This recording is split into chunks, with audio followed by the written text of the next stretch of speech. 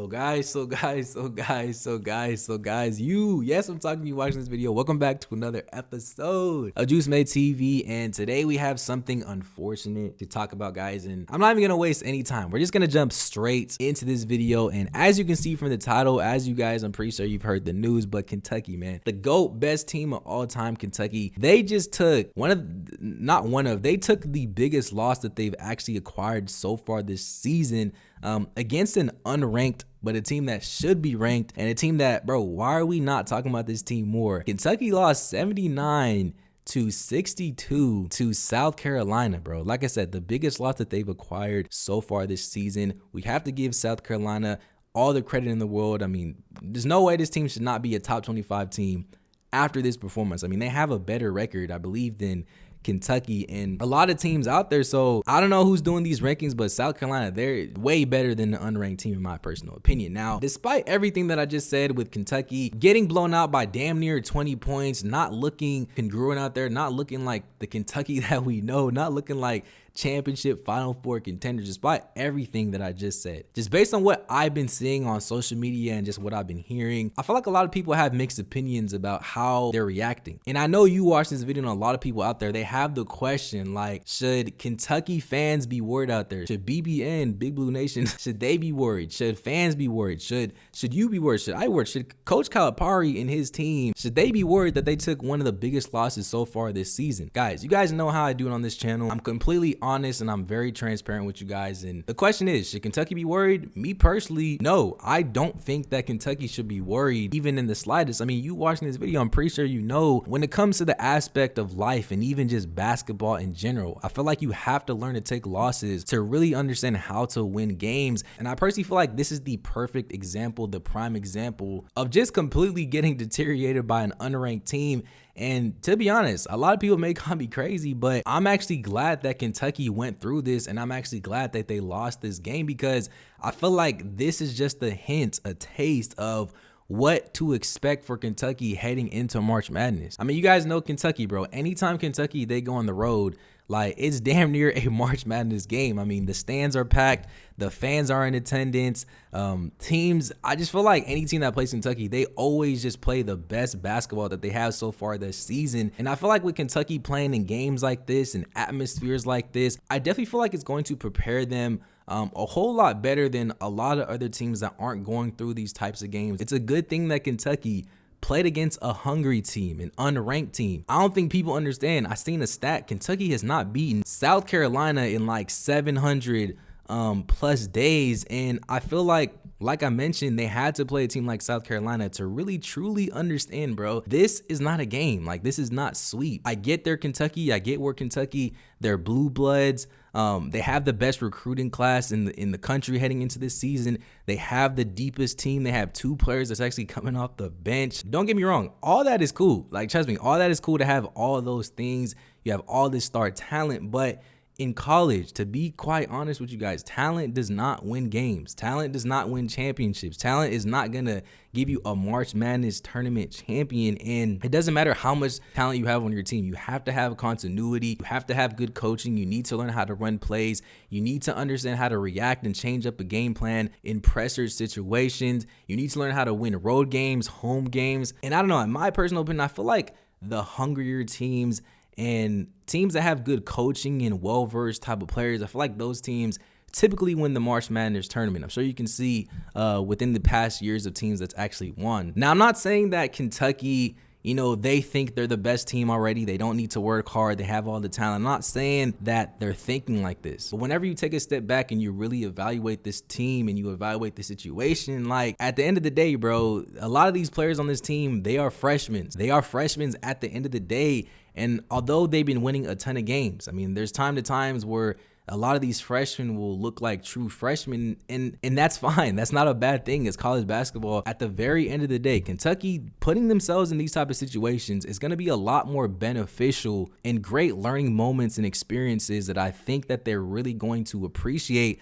you know, later down the line, that they can actually take and apply, you know, later down the line in future moments. If you take a look at all the losses that Kentucky has received so far this season, as you can see here, they are currently 14-4. They're 4th in the SEC as I'm recording this video. And the only losses that they've managed to acquire are from teams like Kansas, UNC Wellington, Texas A&M, and as you know, recently, South Carolina. Now, what do every single one of these games have in common? Each of these games, they were close games. And in each of these losses, they either got out-rebounded or they just did not shoot well from the field. And I'm telling you, bro, Kentucky, they have to learn how to be patient and close out these close types of games. And I'm not saying that they can't do that, because clearly they actually have done that in some of these games, and they've beaten teams in some of these close type of scenarios whenever they play teams like UNC, Florida, a few others. But you know, these are just games that I feel like Kentucky needs to learn how to win, and they need to learn how to create and generate plays on both sides of the ball whenever they play against a lot of these more hungrier teams that just want to blow Kentucky out the water. You, bro, yes, I'm talking to you. I'm about to say something completely honest, so if you're very sensitive and you're a big Kentucky fan and you don't want to hear the truth about this team, leave the video. But one thing that I really want to highlight in this video and what I'm about to say, I want to talk about the coaching. I want to talk about the rotations and the pressure that this man, Coach Calipari, has when it comes to orchestrating and coaching this team at the end of the day. Guys, if you watch my recent video, or if you haven't seen my recent video, I emphasize one thing about this team.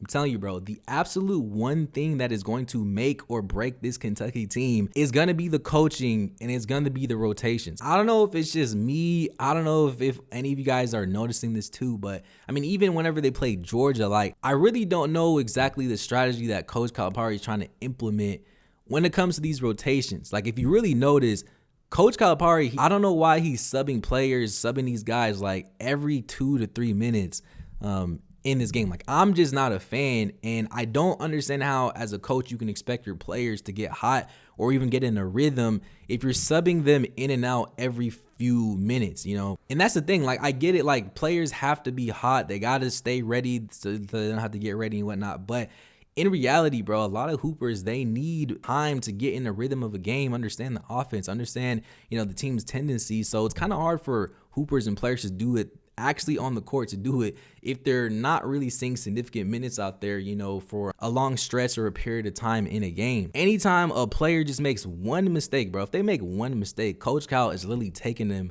out the game immediately, like no questions asked. Like even yesterday when they played Georgia, like Rob had like 7 straight points in the first half, and Coach Cal just took him out the game. Like maybe I'm missing something, maybe I'm not like understanding something, but the rotations, I'm telling you, bro, I just personally feel like it's just not where it needs to be. And like I said in my last video, bro, players, coaches, like everybody on this team, somebody's going to have to sacrifice. Somebody's going to have to sacrifice their minutes, and they got to play winning basketball, because I don't know how this strategy is going to work, you know, against the top teams later down the line whenever it goes to March Madness. And like I said, I'm just not a fan of this. I can say this, but you know, at the end of the day, they are 14-4, and this is how coach has been, you know, coaching throughout this season. So maybe not change what is working so far from this team, but I just think later down the line, it is probably going to haunt this team, and that's something that they definitely need to take a look at. And you guys know, bro, I'm always honest. I'm always honest in these videos, and even how Kentucky looked last night versus Georgia, like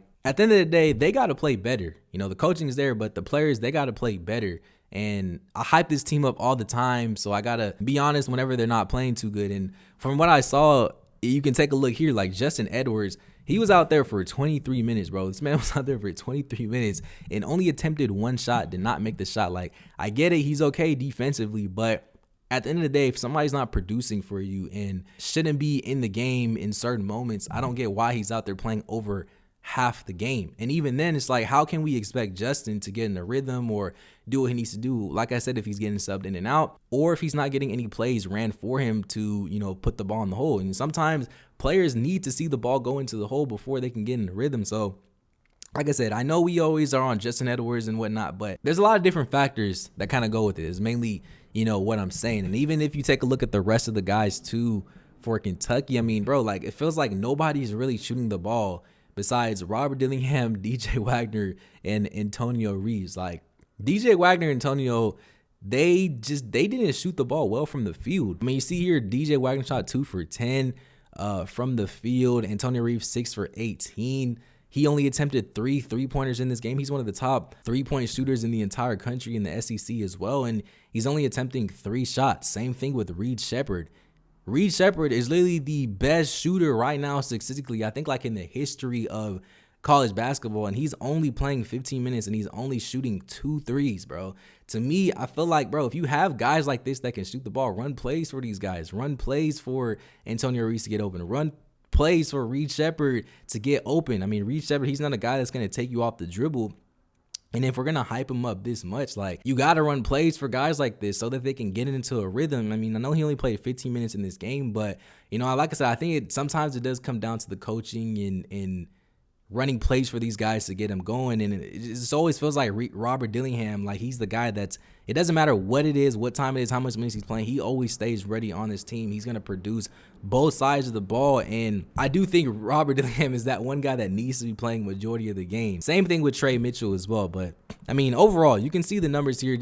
It just doesn't feel like everybody's really being too aggressive out there besides Rob and Antonio Reeves, in which they should. They're the best scorers on the team. But, you know, I think everybody else on this team is quite good as well. I think Zvonimir Ivisic, Big Z, he came down to earth.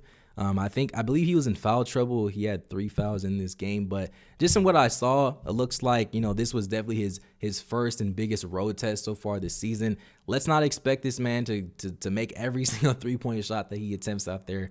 That was just like a once in a lifetime type of moment, but he definitely came back to earth from this performance. But I do think he's going to be a great addition to this team, you know, as the season goes along. But overall, you know, like I said, I'm still a believer with this Kentucky team. I still think they're going to win the March Madness tournament.